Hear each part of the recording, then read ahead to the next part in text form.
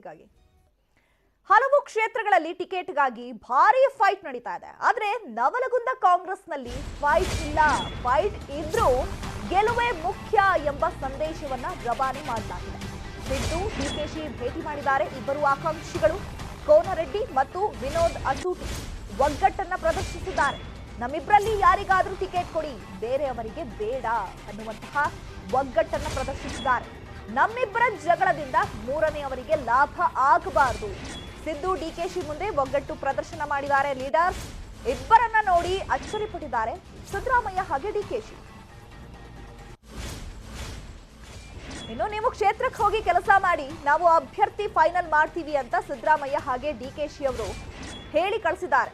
ಹಲವು ಕ್ಷೇತ್ರಗಳಲ್ಲಿ ಈಗ ಟಿಕೆಟ್ಗಾಗಿ ಭಾರಿ ಪೈಪೋಟಿ ನಡೀತಾ ಇದೆ.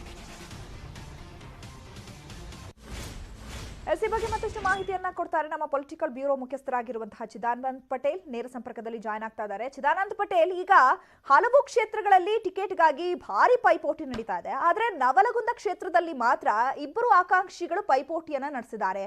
ಇದರ ಅರ್ಥ ಏನು? ಇಬ್ಬರ ಜಗಳದಲ್ಲಿ ಮೂರನೇ ಅವರಿಗೆ ಲಾಭ ಆಗಬಾರದು ಅನ್ನುವಂಥದ್ದ. ಈಗ ಡಿಕೆಶಿ ಹಾಗೆ ಸಿದ್ದರಾಮಯ್ಯ ಏನ್ ಹೇಳಿದ್ದಾರೆ ಈ ವಿಚಾರಕ್ಕೆ ಸಂಬಂಧಪಟ್ಟಂತೆ?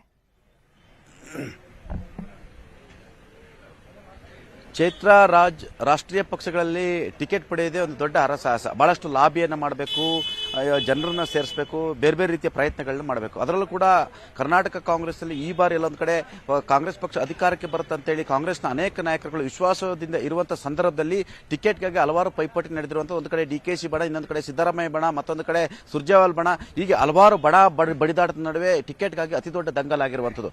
ಇದರ ನಡುವೆ ಕಾಂಗ್ರೆಸ್ ನಾಯಕರಿಗೆ ಒಂದು ಅಚ್ಚರಿ ಏನು ಸುದ್ದಿ ಹೊರಬಿದ್ದಿರುವಂಥದ್ದು, ಜೊತೆಗೆ ಅಚ್ಚರಿ ಕೂಡ ಕಾದಿರುವಂಥದ್ದು. ಯಾಕಂತ ಹೇಳಿದ್ರೆ ನವಲಗುಂದ ಕ್ಷೇತ್ರದಲ್ಲಿ ಜೆಡಿಎಸ್ನಿಂದ ಕಾಂಗ್ರೆಸ್ಗೆ ಬಂದಂತಹ BH ಕೋನರೆಡ್ಡಿ ಮತ್ತು ಅಶೋಕ್ ಅಸೋಟಿ ನಡುವೆ ತೀವ್ರವಾದ ಪೈಪೋಟಿ ಇತ್ತು.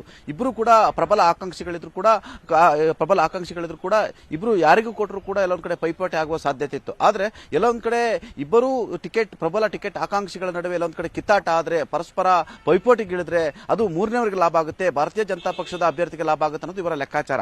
ಹಾಗಾಗಿ ನವಲಗುಂದ ಕ್ಷೇತ್ರದಲ್ಲಿ ಎಲ್ಲೊಂದ್ ಕಡೆ ಭಾರತೀಯ ಜನತಾ ಪಕ್ಷದ ಹಾಲಿ ಸಚಿವರು ಆಗಿರ್ತಕ್ಕಂಥ ಶಂಕರ ಪಾಟೀಲ್ ಮುನೇನಕೊಪ್ಪಗೆ ಲಾಭ ಆಗಬಾರ್ದೆಂಬ ಕಾರಣಕ್ಕಾಗಿ ಇಬ್ಬರಲ್ಲಿ ಯಾರಿಗಾದ್ರೂ ಟಿಕೆಟ್ ಕೊಡಿ, ನಾವು ಒಟ್ಟಿಗೆ ಇದ್ದು ಕೆಲಸವನ್ನ ಮಾಡ್ಕೊಂಡು ಬಂದು ಯಾರಾದ್ರೂ ನಾವು ಗೆಲ್ಸ್ಕೊಂಡು ಬರ್ತೀವಿ, ಹಾಗಾಗಿ ನಾವು ಮೂರನೇವರಿಗೆ ಲಾಭ ಮಾಡಲಿಕ್ಕೆ ಅವಕಾಶವನ್ನು ಕೊಡಲ್ಲ ಅಂತ ಹೇಳಿ ಇವತ್ತು ವಿಪಕ್ಷ ನಾಯಕ ಸಿದ್ದರಾಮಯ್ಯರವರನ್ನ ಕೋನರೆಡ್ಡಿ ಮತ್ತು ಅಶೋಕ್ ಅಸೂಟಿ ಇಬ್ಬರು ಅಭ್ಯರ್ಥಿಗಳು ಪ್ರಬಲ ಪೈಪೋಟಿ ಇರ್ತಕ್ಕಂಥ ಇಬ್ಬರು ಒಟ್ಟಾಗಿ ಭೇಟಿಯಾಗಿ ಮಾತುಕತೆಯನ್ನು ನಡೆಸಿ ತಾವು ಇಬ್ಬರಲ್ಲಿ ಯಾರಿಗೆ ಒಬ್ಬರಿಗೂ ಟಿಕೆಟ್ ಕೊಟ್ಟರು ಕೂಡ ನಾವು ಕೆಲಸ ಮಾಡ್ತೀವಿ, ಒಗ್ಗಟ್ಟಿಂದ ಕೆಲಸ ಮಾಡ್ತೀವಿ, ನೀವು ಯಾರಿಗೆ ಕೊಟ್ಟರು ಕೂಡ ಸಂತೋಷ, ನಾವು ಸಂತೋಷದಿಂದ ಕೆಲಸ ಮಾಡ್ತೀವಿ ಅನ್ನೋ ಮುಖಾಂತರ ಸ್ವತಃ ಸಿದ್ದರಾಮಯ್ಯನವರಿಗೆ ಇಷ್ಟೆಲ್ಲ ಟಿಕೆಟ್ಗಾಗಿ ದಂಗಲ್ ಆಗ್ತಿದೆ, ಒಂದಷ್ಟು ಪೈಪೋಟಿ ಆಗ್ತಿದೆ, ಮೇಲಾಟಗಳು ನಡೀತಿದೆ. ಇಂಥದ್ರಲ್ಲಿ ಪ್ರಬಲ ಇಬ್ಬರು ಆಕಾಂಕ್ಷಿಗಳು ಬಂದು ನೀವು ಯಾರಿಗಾದ್ರೂ ಕೊಡಿ ಅಂತ ಹೇಳಿ ಒಟ್ಟಿಗೆ ಬಂದು ನಾವು ಕೆಲಸ ಮಾಡ್ತೀವಿ ಅಂದಿದ್ದು ಅವರಿಗೆ ಅಚ್ಚರಿ ಕಾದಿರುವಂಥದ್ದು. ಸ್ವತಃ ಡಿಕೆಶಿಯನ್ನು ಭೇಟಿಯಾಗಿ ಕೂಡ ಈ ಇಬ್ಬರು ಕೂಡ ಇದೇ ಮಾತನ್ನು ಹೇಳಿರುವಂಥದ್ದು.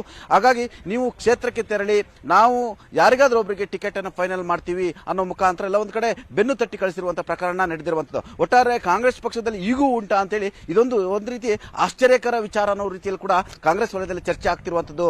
ಚೈತ್ರ, ಧನ್ಯವಾದಗಳು ಚಿದಾನಂದ್ ಪಟೇಲ್.